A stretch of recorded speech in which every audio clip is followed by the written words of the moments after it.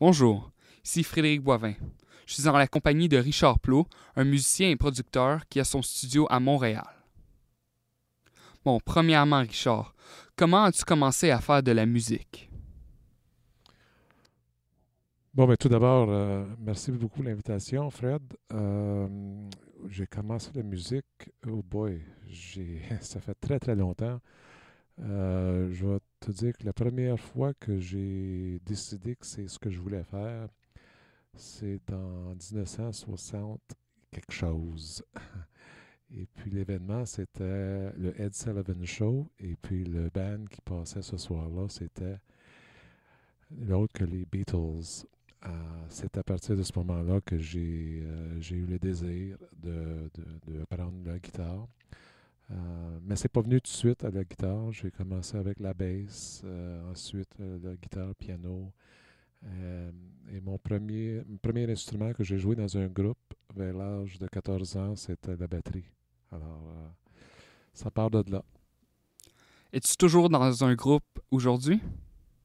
Mais j'ai toujours été impliqué dans la musique d'une façon ou d'une autre. Comme je t'ai dit tantôt, à l'âge de 14, j'ai commencé à la batterie.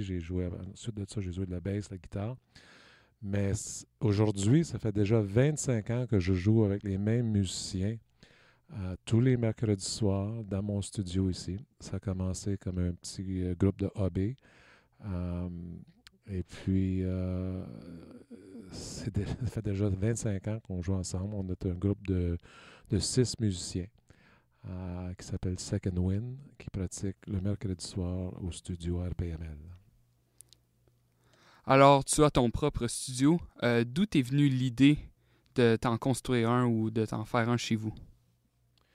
Mais initialement, c'était pour le band. C'était une pièce qu'on utilisait strictement pour le band le mercredi. Mais il y a à peu près 6 ans, j'ai décidé de commencer un petit studio ou une école de musique pour les gens du quartier.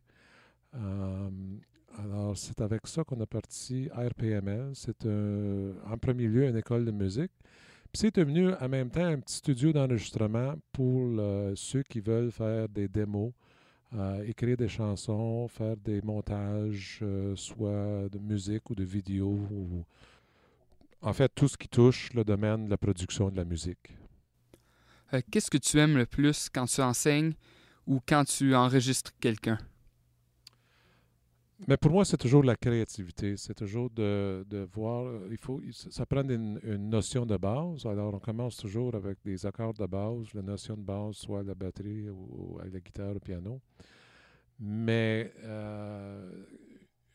une fois on a dépassé ça, on est rendu dans l'enregistrement, c'est la créativité, c'est les idées nouvelles, c'est comment approcher une chanson, comment l'arranger, comment l'approcher une façon unique, c'est-à-dire de ne pas la faire comme tout le monde.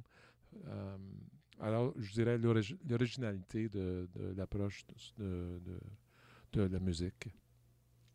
Qu'est-ce que tu conseillerais à quelqu'un qui veut rentrer dans le domaine de la musique? Oh, celle-là est facile. Beaucoup de passion. Il faut absolument avoir la passion pour ce domaine et une bonne discipline parce que on a beau aimer ce qu'on fait, on veut s'améliorer, mais ça prend toujours la grosse discipline pour répéter et pratiquer. Peu importe que ce soit pour jouer un instrument ou pour apprendre l'art d'enregistrer, il faut être patient. Mais avant tout, moi je dirais c'est une passion. Ça prend absolument la passion de faire ce métier. Ben, merci beaucoup pour cette belle entrevue. Je suis sûr que vous avez donné des bons conseils à ceux qui veulent se lancer dans cette industrie qui est la musique et l'enregistrement musical. Je te souhaite bonne chance pour la suite. Ben, c'est moi qui te remercie, Fred. À bientôt.